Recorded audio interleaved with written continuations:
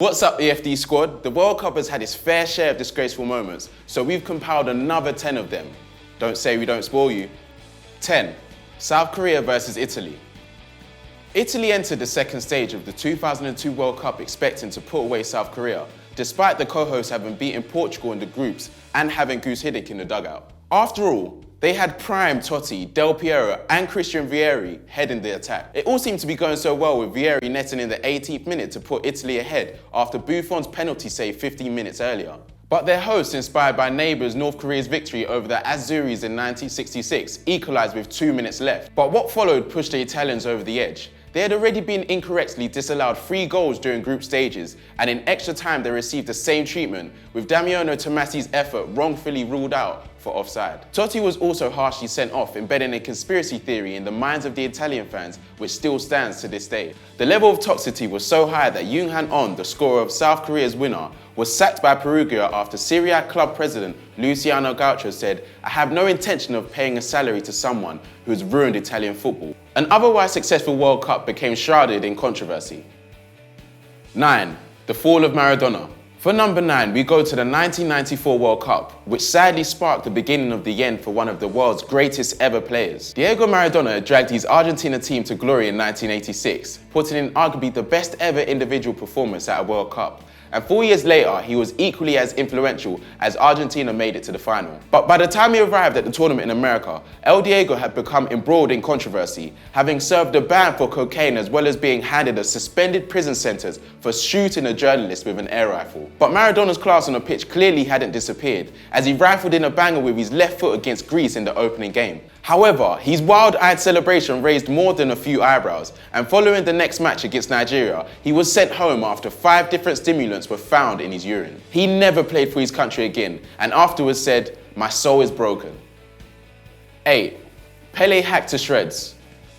For us England fans, 1966 is a historical sporting moment, but for many others, the competition in Blighty is viewed in rather negative light.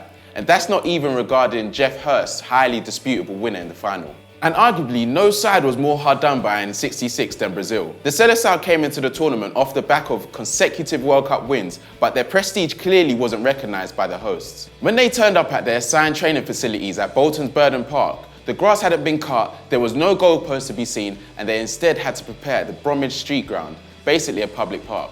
And there was more disappointment once the tournament started. Pele, undoubtedly the biggest star in world football at the time, was fouled incessantly in the first game against Bulgaria, meaning he was injured for Brazil's second game, in which they lost 3-1 and had 2 goals disallowed. And when he came back for their crucial final group match, he was hacked to pieces once again, this time by Portugal's João Moreira, who went the entire game without being cautioned. Brazil didn't make it out their group, and to further add to their suspicion, the referees for their games had exclusively been from England and West Germany, the 2 eventual finalists. Pele later said at the tournament, football stopped being art, stopped drawing the crowd by its skill, and instead became an actual war.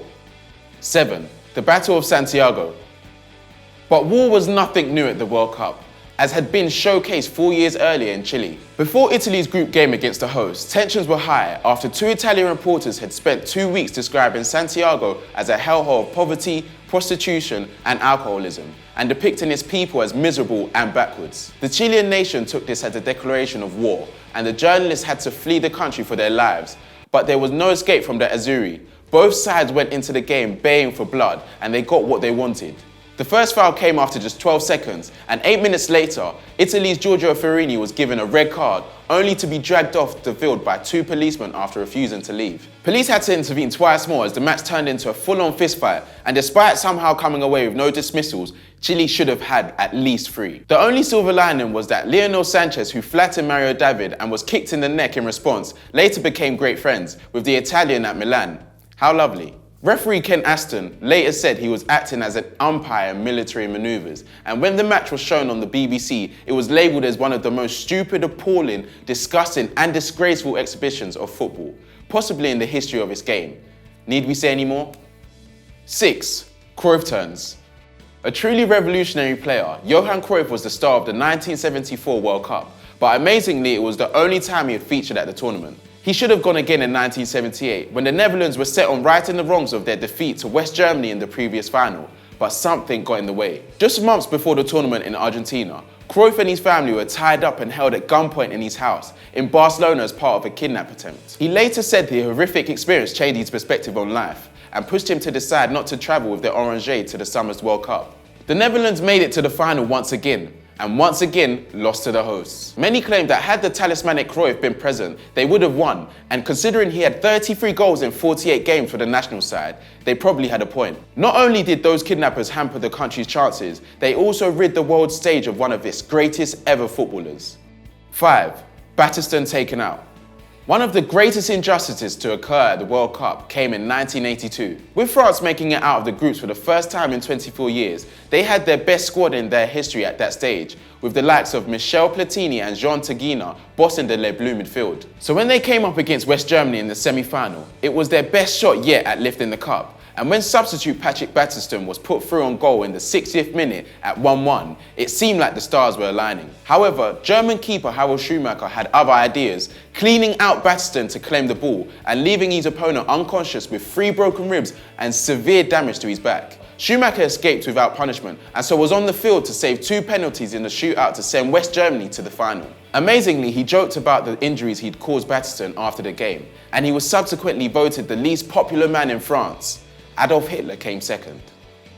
4. The disgrace in Gijón. The 1982 tournament in Spain was not known for fair play. To go with Schumacher's brutal gamesmanship in the semi-final, Italy won the competition largely through the performances of Paolo Rossi, who had been convicted of match fixing just 2 years earlier. But even before the Battiston debacle, West Germany had already been caught up in a scandal. Die Mannschaft went into their final group game against Austria, needing a win to progress. But with rivals Algeria having played and won their final game the day before, Austria knew what they needed to do. If the Germans beat them by 2 goals or less, both teams would progress, leaving Algeria in the lurk. Neither side had any shame, and after Austria went behind on 10 minutes, they both passed the ball round their back lines until the final whistle. Fans and journalists alike went into full rage mode, while one West Germany fan even burned his flag. Meanwhile, Algeria, who had shocked the world by conquering Lothar Matthäus and co. to become the first African team to beat a European side at the World Cup, went out. 3. Fascism wins the World Cup. Politics is rarely welcome in football, and no more so was this the case in the 1930s. Italy entered its first World Cup in 1934, and under the tutelage of the masterful Vittorio Pozzo, brought home the Jules Rimet trophy with a unique brand of defensive football. But it wasn't Pozzo's early incarnation of the 4-3-3 formation and focus on backline solidity which has put the victorious team on the list. It's for the fact that they were used as a propaganda tool by the country's fascist leader, Benito Mussolini. While Mussolini himself was not the biggest football fan, he used the sport to create the kind of national pride that would get the Italian people behind his regime. In fact, the establishment Serie A as a national league was part of his initiative. And the international stage was perfect to spread Mussolini's message. The Italian team wore black shirts and raised fascist salutes on the pitch before every game. And at the 1938 tournament in France, they were jeered by fellow countrymen who had escaped the dictatorship for the La République. But while Pozzo himself wasn't a fascist, he instructed the team to carry on with the salute, and they went on to win their 2nd successive crown. Their victories may have been well deserved, but they helped legitimize a brutal regime. 2. Escobar's shot. Okay, so we have spoken about this incident an awful lot in the past, but there's no getting away from it. No one player has suffered for his actions at a World Cup like Andres Escobar in 1994. Colombia went into the tournament with a squad containing the likes of Valderrama and Asprilla, and expected to progress with a group containing the United States, Switzerland and Romania. However, disaster struck in their 2nd game against the host, with centre-back Escobar sticking the ball in his own net while trying to intercept an American cross. The USA won 2-1 and Colombia went out. It was a crying shame for a player who was nicknamed the Gentleman due to his dedication to clean football and calmness on the pitch. But the worst was yet to come for the 27-year-old. Less than 2 weeks later, he was shot and killed back in his homeland, allegedly as an act of revenge for their own goal. The killer was released after just 11 years. 1. Qatar. The 2022 World Cup is still 4 years away, and it's already the bloodiest of modern times. Back in 2010, countries such as the USA, Australia and Japan, who have all had impeccable record of hosting sporting events, all bid to host the tournament 12 years later. However, the vote went to Qatar, who until then had offered absolutely nothing to the world of football, and it later became clear that the Gulf states' victory had come as a result of bribery and corruption. But that's not even the real tragedy. Since work has begun on constructing stadiums for the 2022 event, Qatar has come under fire from every corner from its use of migrant workers, which many have equated to modern slavery. Labourers have to work in scorching heat, live in low quality accommodation and are paid as little as £8 a day.